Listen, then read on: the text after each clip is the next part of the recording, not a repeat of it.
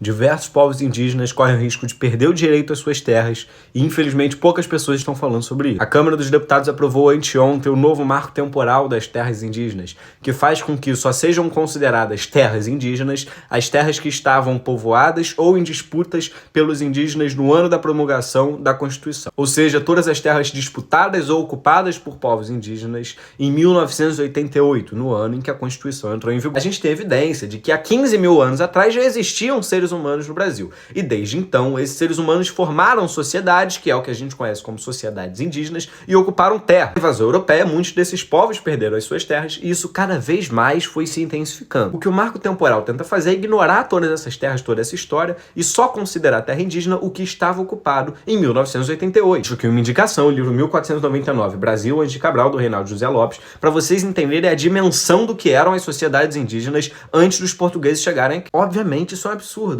E poucos influenciadores estão falando disso. E eu entendo o motivo. Depois que o Bolsonaro caiu, muita gente fechou o olho para o que estava acontecendo na política nacional porque achou que as coisas começariam a se ajeitar. Mas não é isso que a gente está vendo acontecer. A gente não está vendo isso acontecer por dois motivos. Um, porque a Câmara dos Deputados é mais de direita do que nunca, até do que quando o Bolsonaro era presidente. E o segundo motivo é que o governo Lula não dá a atenção que deveria dar para esse assunto. Em nome da governabilidade, o governo abandona pautas que se elegeu defendendo. E isso, obviamente, é um absurdo. Ou seja, o Congresso aprova pautas absurdas e o governo, para não gerar atrito com os congressistas, não faz a oposição necessária a essas pautas e abandona todo o discurso que ele fez durante a campanha. Apesar dos deputados da base do governo votarem contra o marco temporal, o governo tem responsabilidade nessa aprovação na medida em que ele não fez nada para tentar contê-la. Essa pauta ainda pode ser barrada, mas para isso a gente precisa falar sobre, a gente precisa pressionar o governo, a gente precisa pressionar quem pode fazer algo contra isso.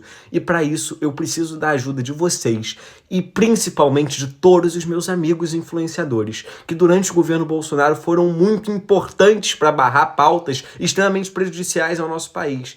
Vocês não podem ficar quietos nesse momento. A boiada continua passando. O nosso governo não é quem vocês achavam que ele seria. E o nosso Congresso é o pior que nós já tivemos. Pelo amor de Deus, vamos começar a falar.